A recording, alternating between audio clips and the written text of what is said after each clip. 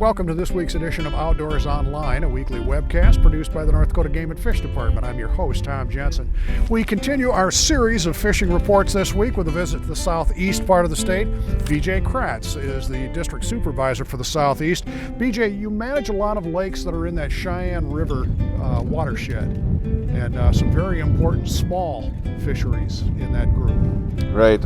With the big flood years, we had a lot of water that came in and gave us a lot of lakes.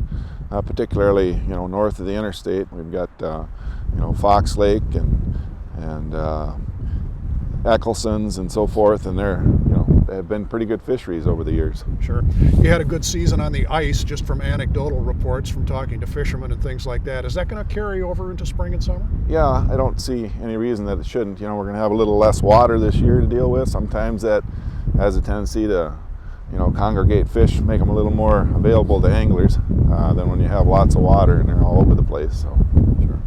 The walleye is probably the bread and butter fish in your district, BJ, so let's talk about some of your better walleye lakes.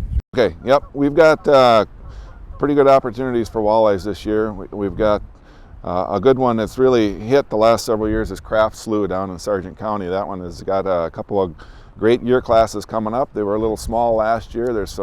With some growth, they should be getting into that preferred range that anglers like to keep.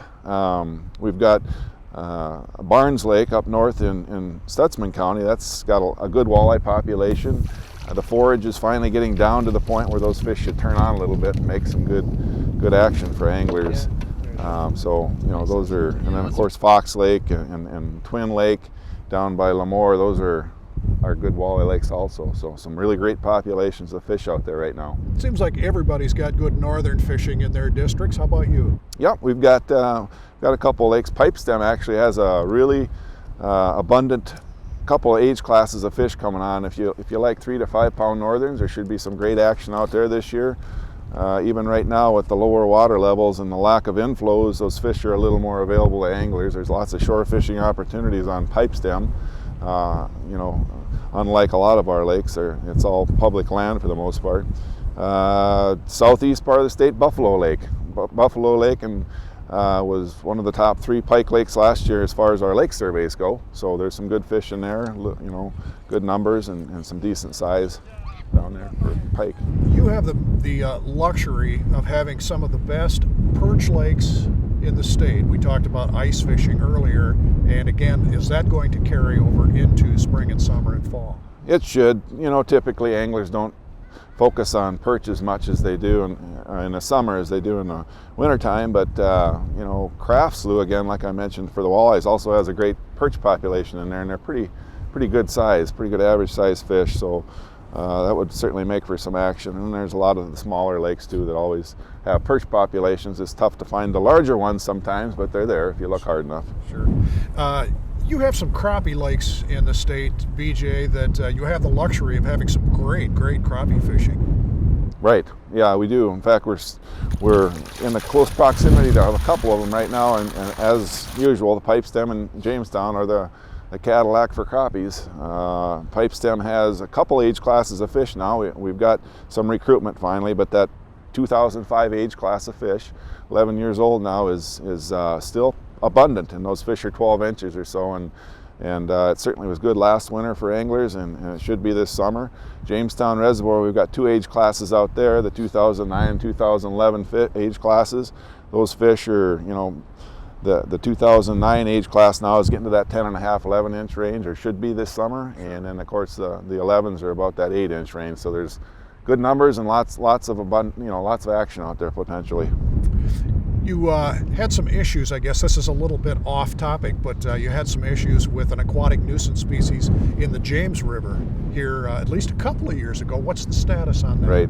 Well, silver carp have been found, as most would know by now, in the James River. That's the only water body in the state we have those, and we've been monitoring them over the last 4 or 5 years pretty intensively. We sample every year for them. We look for primarily recruitment. We're still dealing with one age class of fish. They're adults, and we haven't seen any sign of reproduction or anything, so that's a positive. And with another year of no flow in the river, that's probably a good thing as far as keeping those carp as they are, in one age class, and no reproduction. So I'm going to put you on the spot like we do with everybody every year. BJ, take a day off, go fishing.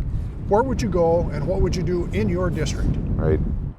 Well, there's a lot of potential out there. I guess I'm kind of partial to larger pike and walleyes this time of the year, and in the upper Cheyenne or Ashtabula country right now can be really good for large walleyes and some dandy northerns too. So I'd probably just take a nice lazy day when the wind isn't blowing and sit up on the bank somewhere and try to catch, some of the bigger trophy type fish that are available right now. That sounds like great fun. Yep. Thanks, BJ. Yep, thank you. Right now we switch gears and head to the Northwest District. Aaron Slominski is the fisheries biologist in the Northwest District. Aaron is also in charge of paddlefish, so we're going to talk about that too. Let's start with your district lakes, Aaron. You've got some real gems in some of the smaller lakes in your district. Oh yeah, we sure do. We are not flush with a lot of water bodies and fishing lakes like some of the other districts in the state, but we do have some pretty good quality fisheries up in the Northwest. All right, you also have the luxury of having a wide variety of species in your district. I'd like to talk about each one of them separately. Let's start with some of your better walleye lakes. Yeah, some of our better walleye lakes would be Ray McLeod Reservoir, Ray Reservoir, right in the town of Ray. That has been a pretty good walleye fishery the last 2 years for eater-sized walleyes. Last year, early spring, early summer, it was pretty good fishing in Ray McLeod, and also Northgate Dam has some pretty nice walleyes in Northgate too. So those are probably our two best walleye fisheries for the Northwest. All right, let's switch to Northern Pike. Yeah, we do have some pretty good pike fisheries too. Cottonwood Lake continues to be one of our top pike fisheries in the Northwest. Anglers did really good last winter. Cottonwood Lake, like I said, it's been pretty good for the last couple of years. And then also Powers Lake, right by the city of Powers Lake, is perennially a pretty good pike fishery too. All right. How about panfish? Yeah, we do have some pretty good pan fisheries up in the Northwest too. Trenton Lake has been a really good crappie fishery the last couple of years. This winter, anglers did pretty good on crappies up there. We have some pretty good bluegill lakes too. Blacktail Dam has some pretty large bluegills if you can find them. The numbers aren't as great as some of our other bluegill lakes, like Leland Dam down in McKenzie County. It's a pretty good bluegill lake also for numbers, and there's some decent sized bluegills too. And also Northgate Dam again. Anglers did really good this winter on bluegills up at Northgate. Up the fish up to about 8 inches big, but yeah, it was pretty good late ice fishing up there too. So, Aaron, unlike BJ, who was in the southeast part of the state, in the Northwest, you have some pretty good trout lakes. Oh yes, we do. Some of our better trout lakes, Kettle Lake, north up by the town of Zoll. It's always been a pretty good trout lake. We've got Dakota Ray Dam is also one of our better trout lakes, and also Northgate Dam. Northgate it's got multi-species, but it's also a very good trout lake too. Okay. Without giving away any of your honey holes, Aaron, give me an example of a couple good sleeper lakes in your district that people might not know about.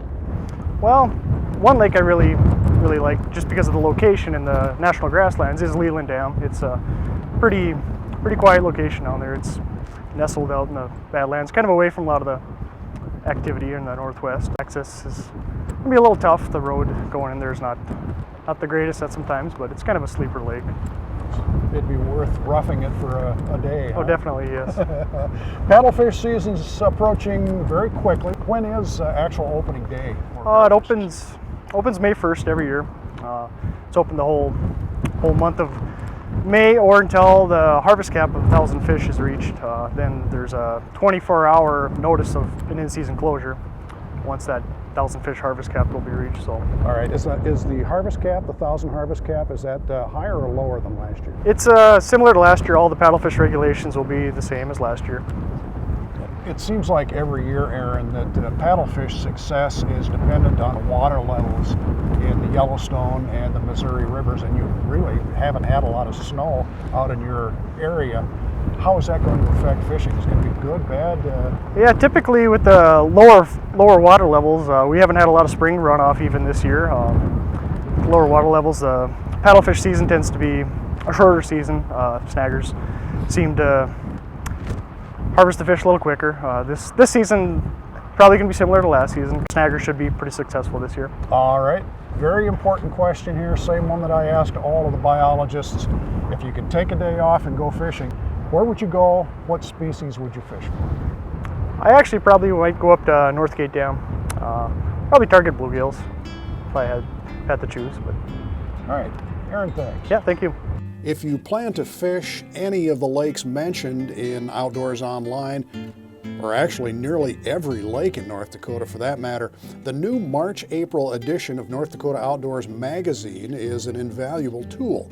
The special fishing edition has information on almost every fishable lake in the state, including fish species contained in a body of water, directions on how to get to the lake from the nearest town, and whether or not the lake has boating access. You can also find that information at the Game and Fish website at gf.nd.gov. Plus, there are topographical maps of most lakes available at the website too. For BJ Kratz, Aaron Slominski, and the rest of the staff here at North Dakota Game and Fish, thanks for joining us for Outdoors Online. We'll see you again next week.